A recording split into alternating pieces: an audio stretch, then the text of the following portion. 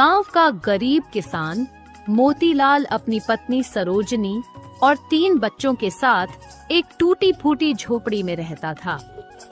ठंड ने गांव में तबाही मचा रखी थी। हर ओर भूख और सर्दी से बेहाल लोग मदद की आस में जमींदार के पास जाते, लेकिन हर बार उन्हें निराशा ही मिलती। ठंड का प्रकोप लगातार बढ़ रहा था। मोतीलाल अपनी झोपड़ी में बैठा हुआ था। तभी उसकी पत्नी सरोजनी कहती है, ये जी, क्या इस बार भी हम ऐसे ही ठंड में मरने का इंतजार करेंगे? जमींदार के गोदाम में लकड़ियां भरी पड़ी हैं, क्यों नहीं उनसे मदद मांगते? सरोजनी, तुम नहीं जानती, जमींदार गरीबों को तुच्छ समझता है। वह हमारी मदद कभी नहीं करेगा। पिताजी, मैं जमींदार के पास जाऊंगा। अगर हम सब कुछ छोड़ देंगे तो हमारी जान कैसे बचेगी? भैरवपुर गांव के जमींदार राजेश्वर सिंह अपनी दौलत और ताकत पर बेहद घमंड करता था। उसका बड़ा सा गोदाम लकड़ियों, अनाज और ठंड से बचने के सामान से भरा पड़ा था, लेकिन वह गरीबों की मदद करने के बजाय उन्हें अपनी शक्ति का एहसास दिलाने में ज्यादा रुचि रखता था।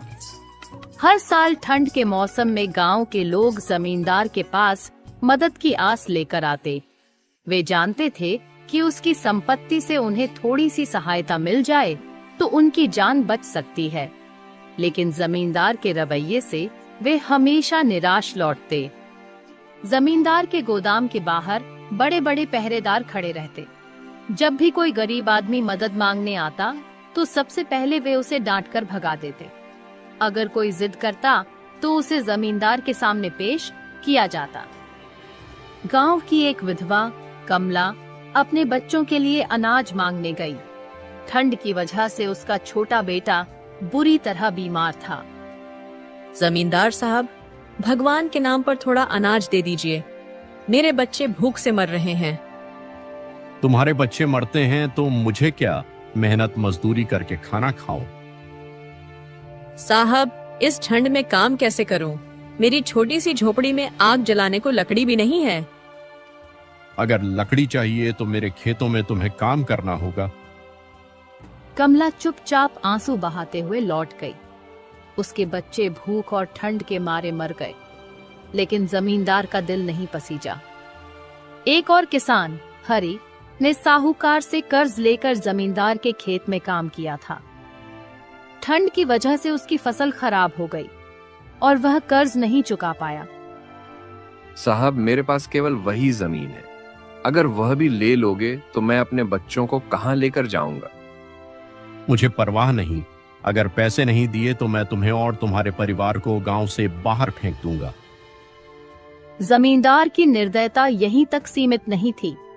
उसके गोदाम में इतनी लकड़ी थी कि वह पूरे गांव को ठंड से बचा सकता था, लेकिन वह गरीबों की मदद करने के बजाय ठंड में उनका मजाक उड़ाता। गांव के कुछ लोग एक दिन गोदाम के बाहर खड़े होकर उससे मदद की गुहार लगा रहे थे। जमींदार साहब, ठंड में हमारे पास आग जलाने के लिए लकड़ी नहीं है। कृपा करके कुछ लकड़ी दे दीजिए। तुम लोग हर साल ठंड में रोने आते हो। क्या तुम्हें नहीं पता कि ठंड में खुद को कैसे बचाना चाहिए? साहब, हमारे पास कुछ भी नहीं है। आप ही हमारी मदद कर सकते हैं। अगर लकड़ी चाहिए तो पहले मेरे गोदाम के बाहर बर्फ साफ करो, उसके बाद में कुछ मिलेगा। गांव वाले ठंड से कांपते हुए जमींदार की बात मानने को मजबूर थे, लेकिन जब उन्होंने बर्फ साफ कर दी तो जमींदार ने उन्हें लकड़ी देने से मना कर दिया।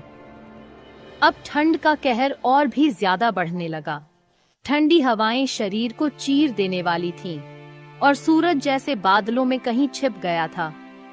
हर साल ठंड गांव के गरीब लोगों के लिए एक बड़ी मुसीबत बनती थी, लेकिन इस बार यह मुसीबत मौत का कारण बन रही थी। गांव के अधिकतर लोग गरीब थे और टूटी फूटी झोपड़ियों में रहते थे। उनकी झोपड़ियों में न दरवाजे सही थे और न ही खिड़कियां। ठंडी हवा बेधड़क अंदर घुसती और उनके शरीर को सुन्न कर देती। मोतीलाल, उसकी पत्नी सरोजनी और उनके 3 छोटे छोटे बच्चे दिन रात ठंड से कांपते रहते। झोपड़ी में न तो पर्याप्त लकड़ियां थीं और न ही कोई गर्म कपड़े। बच्चों को सर्दी की वजह से लगातार खांसी और बुखार था। ये जी, यह ठंड हमें मार डालेगी। अगर आग जलाने के लिए लकड़ी नहीं मिली तो हम सब इस झोपड़ी में ही मर जाएंगे। मैं क्या कर सकता हूँ सरोजनी? जंगल से लकड़ी लेने जाऊं तो ठंड में हाथ पैर काम नहीं करते और जमींदार से मदद मांगने का तो कोई फायदा ही नहीं। गांव के खेत बर्फ से ढक गए थे। ठंड ने फसलों को नष्ट कर दिया था। जिन गरीबों के पास 1-2 गायें और भैंसें थीं, वे भी उन्हें बचाने में नाकाम हो रहे थे। ठंड से पशु बीमार पड़ रहे थे और चारा भी खत्म हो चुका था। इधर गांव में मोतीलाल का पड़ोसी हरि भी बहुत ही गरीब और नेकदिल व्यक्ति था। हरि, जो गांव का एक ईमानदार किसान था, अपनी गाय को बचाने के लिए जमींदार से चारा मांगने गया। साहब, मेरी गाय मरने वाली है। अगर वह मर गई तो मेरे बच्चों का पेट कैसे भरेगा? कृपा करके थोड़ा चारा दे दीजिए। हरी, तुम्हारी गाय मेरी जिम्मेदारी नहीं है। अगर चारा चाहिए तो मेरी जमीन पर काम करो। हरि की गाय अगले ही दिन ठंड और भूख से मर गई। ठंड के कारण गांव में बीमारियां फैलने लगीं। छोटे बच्चे और बूढ़े लोग ठंड की वजह से बुखार और निमोनिया जैसी बीमारियों से जूझ रहे थे। गांव में न तो कोई डॉक्टर था और न ही कोई दवा उपलब्ध थी। कमला, जो गांव की एक विधवा थी, उसका 5 साल का बेटा मोहन ठंड और भूख से कमजोर हो गया था। मेरा बच्चा ठंड से मर जाएगा। हे भगवान, कोई है जो मेरी मदद करे। मोहन की हालत बिगड़ती गई और वह एक दिन ठंड और बीमारी का शिकार हो गया। ठंड के साथ साथ भूख ने गांव वालों की परेशानियों को और बढ़ा दिया। जिनके पास थोड़ी बहुत फसल बची थी, वह भी ठंड की वजह से खराब हो गई थी। लोग 2 वक्त की रोटी के लिए भी तरस रहे थे। गांव के कुछ लोग ठंड और भूख से बेहाल होकर एक दूसरे की मदद करने की कोशिश कर रहे थे। लेकिन जब किसी के पास खुद के लिए ही कुछ न हो, तो वह दूसरों की कितनी मदद कर सकता है? क्या तुम्हारे पास थोड़ी लकड़ी है? मेरे बच्चे ठंड से कांप रहे हैं। मेरे पास खुद के लिए कुछ नहीं है। हम सब एक ही मुश्किल में हैं। ठंड ने धीरे धीरे गांव के कई लोगों की जान ले ली। बच्चों और बूढ़ों की संख्या सबसे ज्यादा थी। हर सुबह गांव में किसी न किसी के मरने की खबर आती। ये जी, यह ठंड हमारे बच्चों को भी ले जाएगी। हमें कुछ करना होगा। सरोजनी, ठंड का कहर हम गरीबों के लिए अभिशाप है। जमींदार के पास सब कुछ होते हुए भी वह हमारी मदद नहीं करेगा। गांव में ठंड का कहर बढ़ने के बाद जहां एक तरफ जमींदार राजेश्वर सिंह की हवेली में हर सुख सुविधा थी, वहीं गांव के गरीब किसान ठंड और भूख से जूझ रहे थे। जमींदार ने गरीबों के दुखों को नजरअंदाज करते हुए अपनी शेखी बघारी थी और इसने गांव वालों के दिलों में क्रोध और नफरत भर दी थी।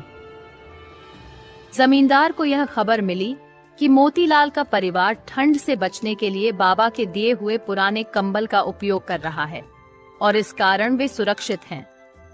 यह खबर उसे न सिर्फ चिढ़ाने वाली लगी, बल्कि उसे यह भी लगा कि किसी गरीब के हाथों उसकी संपत्ति का नुकसान हुआ है। कैसे हो सकता है कि मेरे गोदाम में आग लगी और मोतीलाल जैसे गरीब लोग बच जाएं? यह सब मेरे लिए अपमान है। उसने ठान लिया कि वह इस मामले का बदला लेगा और मोतीलाल को अपनी ताकत दिखाएगा। उसने तुरंत अपने पहरेदारों को मोतीलाल को पकड़ने के आदेश दिए।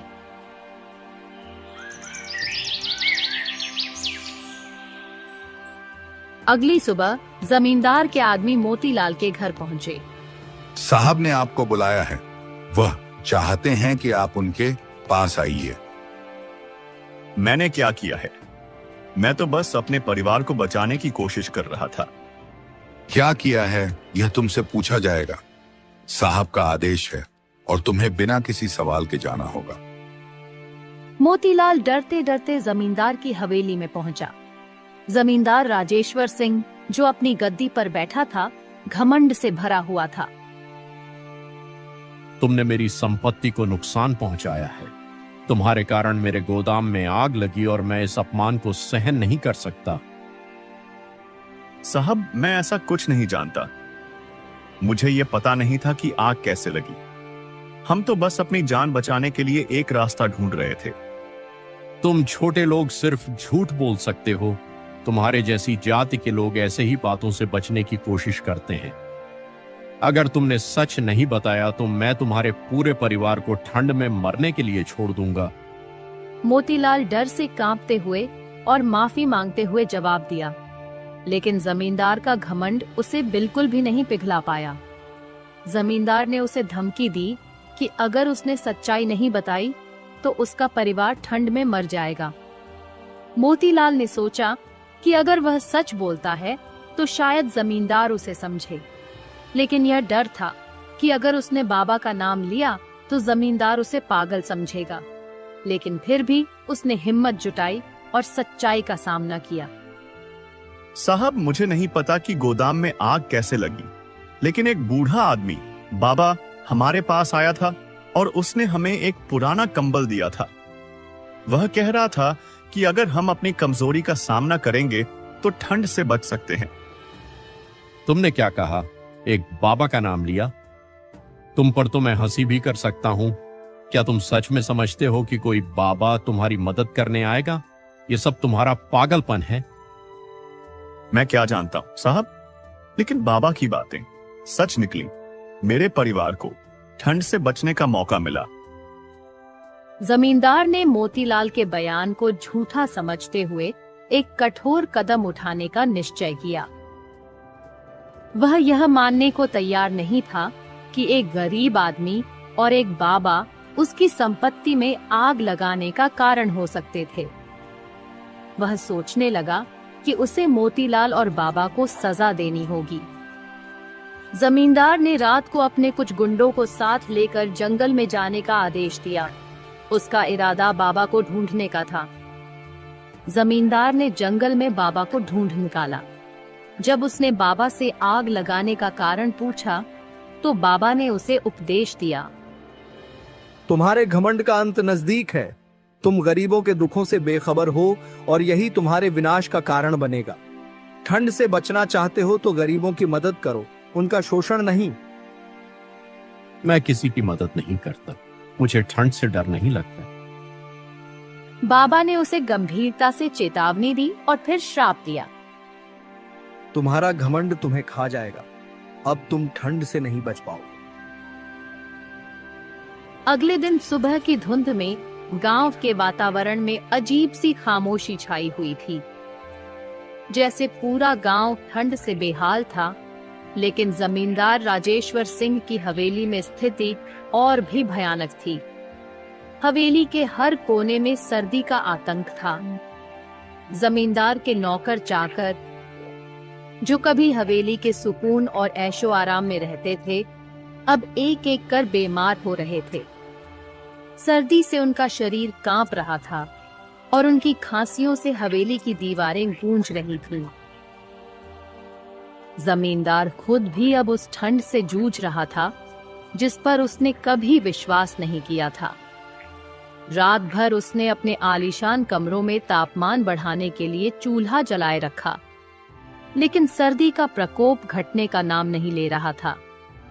हर बार जब वह कमरे से बाहर निकलता तो उसका चेहरा और शरीर बर्फ की तरह ठंडा हो जाता।